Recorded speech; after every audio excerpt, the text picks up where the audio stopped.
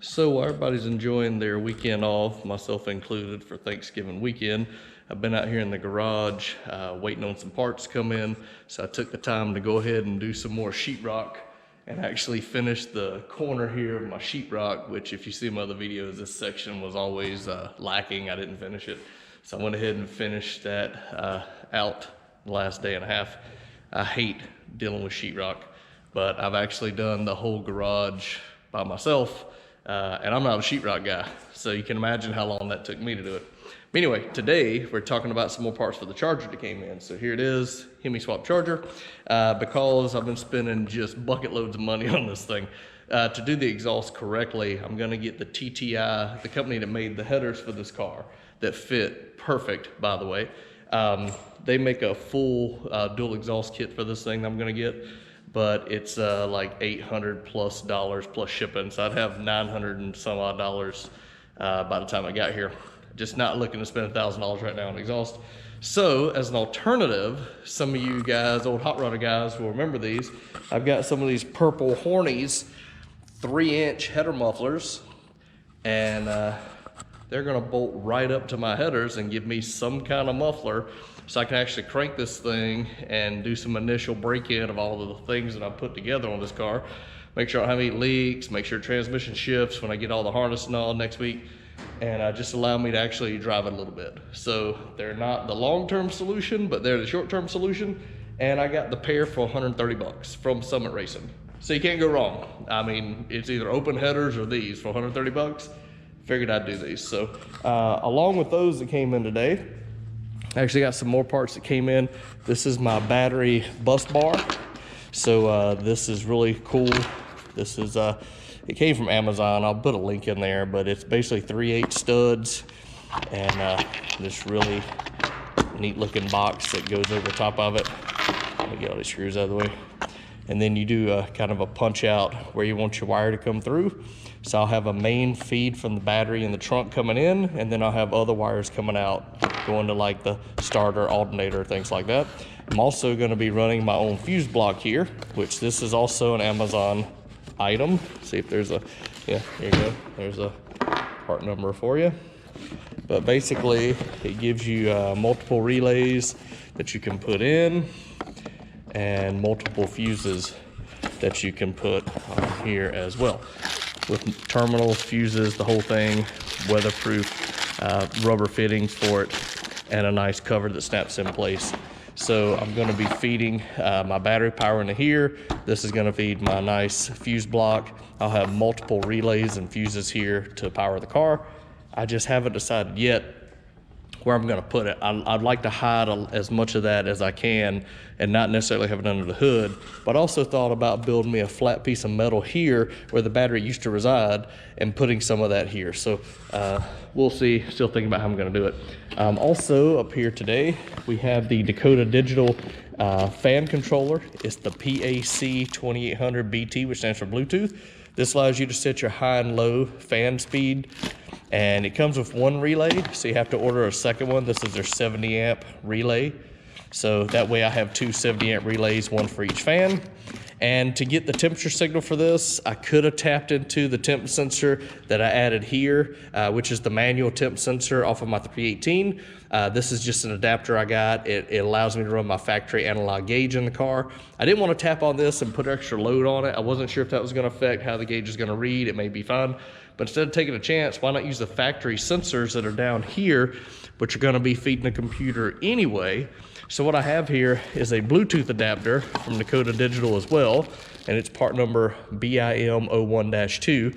This actually plugs into the OBD, goes into this box, and allows you to talk to things like the fan controller and tell it what the temperature is of the engine, so you know when to turn the fans off and on. So I thought it was really cool using the factory stuff to actually interface with each other. I'm pretty sure that controller lets me do other cool stuff as well, just have to read up about it. But this gives you an idea of what I'm trying to do to make the car not only safe, but as rock solid as possible when I do my wiring connections, my relays, my fuses, my fan controllers and all. And again, I've got the header mufflers to put on it. So stay tuned real quick and I'll put it on there.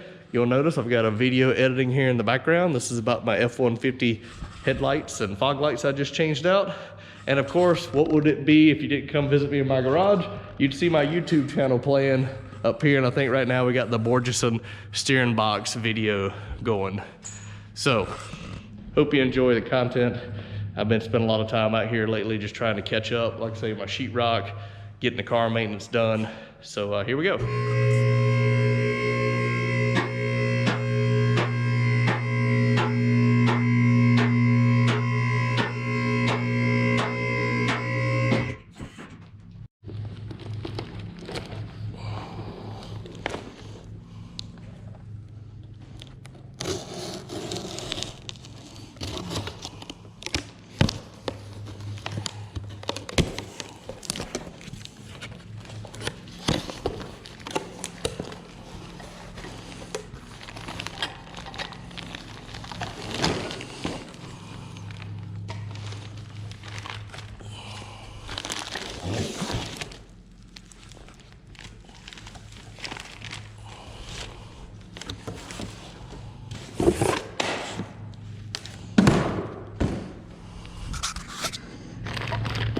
Man, look at that.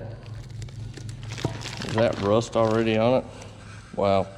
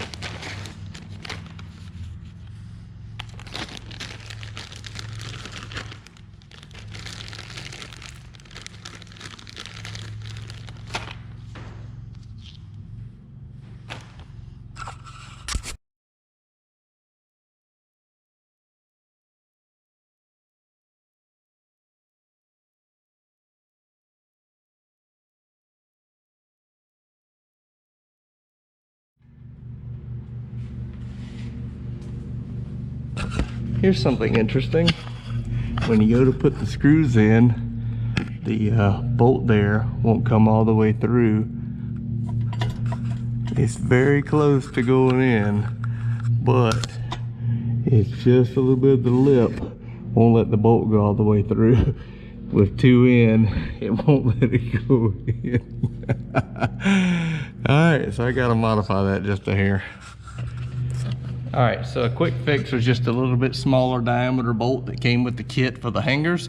They don't give you header bolts, so I used two of my header bolts and one of my smaller diameter bolts there. They go for the hanger kit, and then it fits. And I got this adjusted where it's somewhat even, but I hope this pulls up tight enough so it doesn't leak, so we'll see.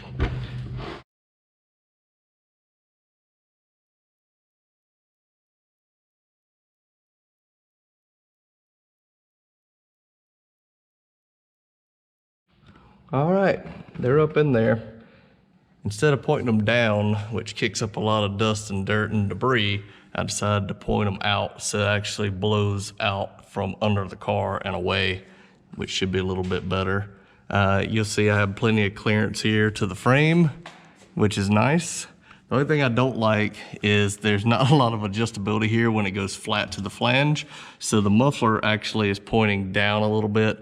I'd like it to be more straight and parallel. So if you look at the drive shaft in this, the muffler's actually going down some. So when I lower the car down, it'll be more evident that it's gonna be hanging low. And the car's already lowered, so this would probably have a tendency to drag if I were to leave it permanent. From the bottom of the header to there, you can see if I drew a line like this, it's definitely hanging down low. I don't know if that's gonna be a problem if I go to drive it a lot like this. But again, this is just a temporary fix until I can get the actual full dual exhaust out the back, just so I can crank it so it's not open headers and do a little initial driving with it. But hey, not too bad. for 130 bucks for the pair, $60 basically, $65 a piece. I'll take it. So just a few more things here. These are called the Purple Hornies by Flowtech. They are 3-inch muffler. They got the 3-bolt collector that goes in with gaskets. They do not come with header bolts, but they do come with smaller hardware here, which I use one on each side to go with my larger bolts from TTI for my headers. They do come with smaller bolts to attach here if you're gonna run the little hangers. I'm not gonna do that because again, it's not permanent, but they're really solid. See this? They are not moving. So just for peace of mind, you could do that, but there's really no strain on it. They're pretty lightweight. So there you go. 68 Charger or B-body car with some long tube headers and some header mufflers, and they're called Purple Hornies. Why? Because they are supposed to be purple, more like a lavender color if you ask me, but they're there, and this is the box. And if you go on Summit Racing, they do sell them as a pair, and this is the part number 50232 FLT, and you'll see here 3-inch with turn downs, and it says 1 pair. So that's the part number you need if you're doing something like I'm doing, just a quick setup.